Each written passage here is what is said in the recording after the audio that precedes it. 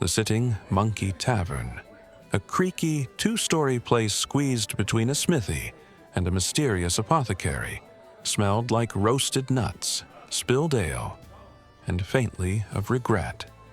Inside, tucked into the usual corner booth underneath a cracked painting of Jackie the Jester, the soon-to-be legendary, or at least soon-to-be registered, adventuring troupe lounged.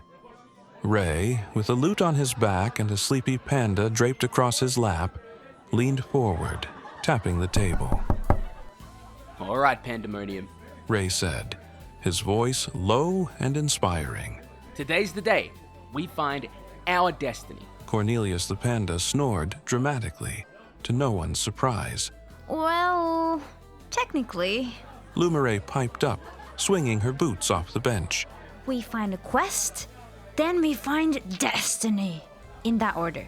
Maybe. Probably. Pato threw an arm dramatically across Ray's shoulder. Destiny sounds great and all, but so does not start. Zelfa, barely audible over the clamor of the tavern, whispered, I heard they added new jobs to the board today. Real ones. Not like the Chase Omax chicken fiasco. I like that chicken. Enlith said solemnly, arms crossed. Tough opponent. Pato snorted. You punched the chicken, Liz. Punched it straight into the mayor's fountain. Ray rose, shifting Cornelius onto his shoulder where he clung like a furry scarf, and pointed to the giant quest board nailed crookedly to the wall. To glory! Ray declared. Cornelius squeaked in sleepy agreement. The group stumbled toward the board, each with varying degrees of enthusiasm. The quest board was a tragic sight. Quest options: find Gunny's missing left boot. Reward: 1 mug of ale, slightly used. Escort RJ the historian through the Whispering Woods. Reward: 2 silver coins and a signed scroll. Retrieve the lost crown of Isute from the depths of Mount Durkee. Reward: potentially priceless or deadly. Babysit Jake the Psyduck while Gunny is on vacation. Reward: a sincere thank you and therapy. Zelfa wrinkled her nose. Huh? Babysitting a Psyduck? Pato read the job aloud with a flourish. May explode when startled. Good luck. How about we do the boot one? Lumere said. Low risk, high quality ale. You vote for chaos. Ray corrected. You just want to find the boot and see how it went missing. Guilty. She grinned. Enlith jabbed a finger at the Retrieve the Lost Crown quest. This. Crown Mountain Glory. Or certain death. Zelfa murmured. I have a death wish and a panda. Ray said, musing. Both good omens for success. Or catastrophic failure. Pato added helpfully. They debated in loud, overlapping voices, startling poor old Gunny, who was dozing at the bar. At last, Ray clapped his hands together. Let's weigh out our options. Do we want glory, easy coin, babysitting trauma, or ale theft? Cornelius opened one eye blearily. Even Cornelius votes, not babysitting. Ray said. Everyone laughed. Lumere points dramatically to the quest leaflet. I vote we do the boot quest. Gunny's missing left boot sounds epic. Enlith responds deadpan, his arms crossed. Epic is not the word I'd use for chasing a drunk guy's shoe.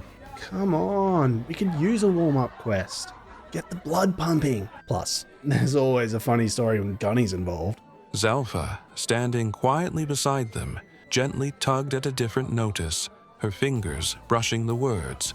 Retrieve the lost crown of Isute. Reward: 500 gold pieces. Venture to Mount Durkee. Return what time has hidden. She mumbled. She glanced up, voice soft but firm. This one found our next 3 guild applications. Maybe even actual armor. Ray rubbed his chin, thinking hard. Behind him, Cornelius gave a lazy grunt as if to say, "Pick the gold, genius." Finally, the group started narrowing down. Gunny's boot was voted out after Lumeray admitted she might steal the other boot for fun. RJ's escort mission was tempting, but Pato pointed out that RJ narrates everything, like a walking history textbook. Jake, the Psyduck babysitting, was eliminated because Enlith said, If it explodes, I will explode it harder. That left one glorious, dangerous option. Mount Durkee awaits. Ray declared, plucking a single heroic chord from his lute. Zelfa sighed. And probably dragons. I like dragons. Enlith said. You like fighting dragons. Zelfa corrected. Exactly. Ray addresses the group to vote by show of hands. Lost Crown, Ray, Zelfa, Enlith, who mumbled something about Punching something real for once. Boot Chase, Lumeray, Pato. 3-2. The crown it is. Ray clapped his hands once, decisively. Ray beamed. Then it's settled. Pandamonium shall retrieve the lost crown of Aisute. Get your gear and pack extra pandies, misfits. Pandamonium rides at dawn. They cheered. Or at least, Lumeray cheered. Pato raised a mug, Zelfa nodded slightly, and Enlith punched the air. Cornelius sneezed. Ray slung his lute onto his back, Cornelius riding shotgun. Tonight, we celebrate. Tomorrow, He pointed dramatically at the tavern door. we march to Mount Durkee. Just as they turned from the quest board, a voice like drifting smoke rose from the nearby fireplace. A woman, wrapped in a patchwork cloak, watched them with a smile that didn't quite reach her eyes. Reyna, the mysterious traveler, was stirring a mug of spiced cider absently. The firelight caught the silver in her hair. Though her face was young, her gaze was ancient. Mount Durkee? Brave souls. Or foolish ones. She tilted her head, studying them like a scholar studies a rare bird. Few who climb that crooked spine come back unchanged. Lumeray looks at her, her eyes wide. Unchanged how? Like cool battle scars? Or cursed into weird tree people? Reyna laughs lightly. Sometimes you find treasure. Sometimes you find truths you wish had stayed buried. She raised her mug in a silent toast. May your hearts be as steady as your swords. Ray gave a theatrical bow, his bard instincts flaring. We thank you for your wisdom, traveler. We'll be sure to pack extra socks. By advice of a certain wise maid. He winked at Nugget, who was busy balancing a teetering tower of mugs behind the bar. Nugget flashed a sunny grin and called out, And don't forget, if a rock starts singing, run the other way. Trust me on this one. The group laughed, the warm glow of the tavern making even the looming danger ahead seem like a good joke. Rascal, seated at the far end of the tavern, simply grinned wickedly into her mug of ale, saying nothing, for now. Pandamonium gathered their things, battered packs, scuffed boots, mismatched weapons, and stepped out into the cool night air. The stars stretched endless above them. The world was wide. Adventure was calling.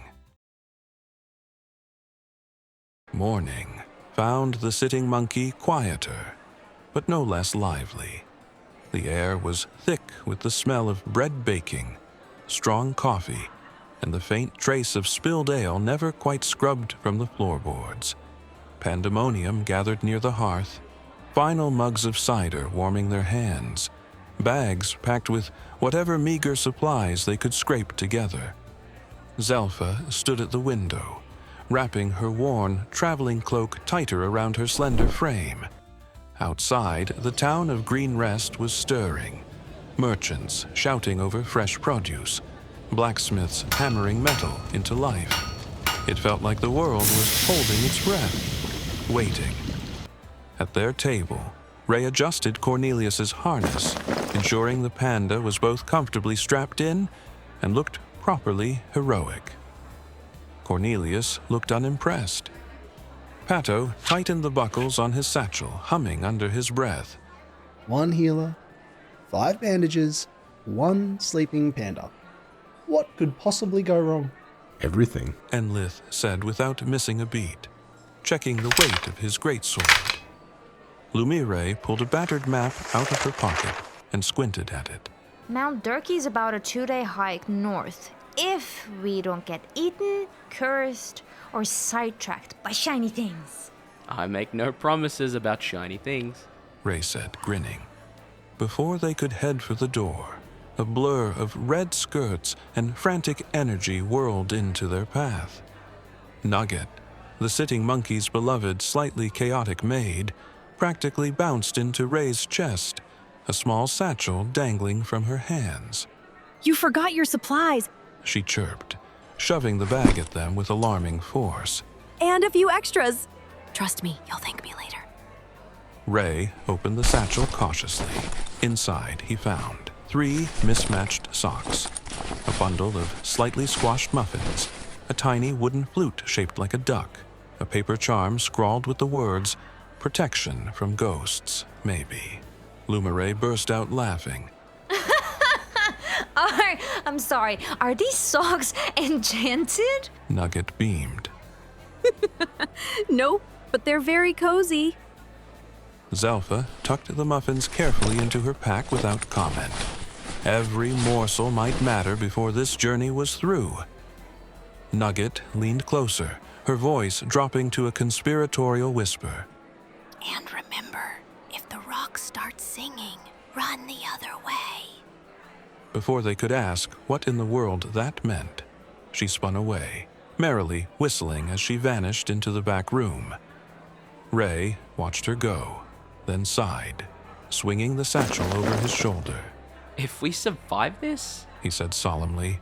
we owe her a monument. Or a tavern song. Pato added. Preferably both. Ray agreed. They had almost reached the tavern door when another figure stepped into their path. A woman in a patchwork cloak, her face ageless and wise, sipped from a steaming cup of spiced cider as she watched them approach. Reyna, the traveler who told stories like they were truths, or truths like they were stories. She tilted her head slightly, her silver hair catching the morning light. So you decided to go to Mount Durkee. Reyna said, not asking, knowing. Zelfa inclined her head respectfully. We did. Reyna smiled, a slow, sad thing. Climb carefully, little fires. That mountain does not just hide crowns, it hides memories. Some good, some not. So be careful. Ray, ever the bard, couldn't resist. Will it hide regrets, too? Reyna chuckled, low and warm. Only if you bring it with you. She slipped something small into Ray's hand, a smooth stone carved with the symbol of a rising sun. As a reminder of stories yet untold. She said. And then she was gone, as silently as a dream dispersing at dawn. The troop stood in silence for a moment, feeling the weight of her words settle among them. Finally, Enlith hefted his pack with a grunt. Less talking, more walking. Cornelius sneezed as if in agreement. Ray tucked the stone into his pocket, feeling strangely steadier because of it. He pushed open the tavern door. Outside, the road stretched northward, winding through woods, climbing into misty hills, eventually disappearing behind the jagged silhouette of Mount Durkee. Adventure awaited, and Pandamonium, in all their chaotic, scrappy glory, stepped boldly onto the road, and back inside by the flickering hearth, a young bard, Omak, plucked his lute and sang softly of a new story beginning. From the whispering woods they tread soft and keen, a party of dreams where none had yet been. Pandamonium they called their bold crew, with hearts full of courage and skies painted blue. Through rivers that raged and mountains that groaned, their laughter and banter were etched into stone. The lost crown of Azute whispered its plea across frozen tundra where spirits run free. Oh, Pandamonium, with light in your eyes, you carry the hope where the lost treasure lies. Through shadow and sorrow you stride ever bold, for the crown of Azute's tale must be told.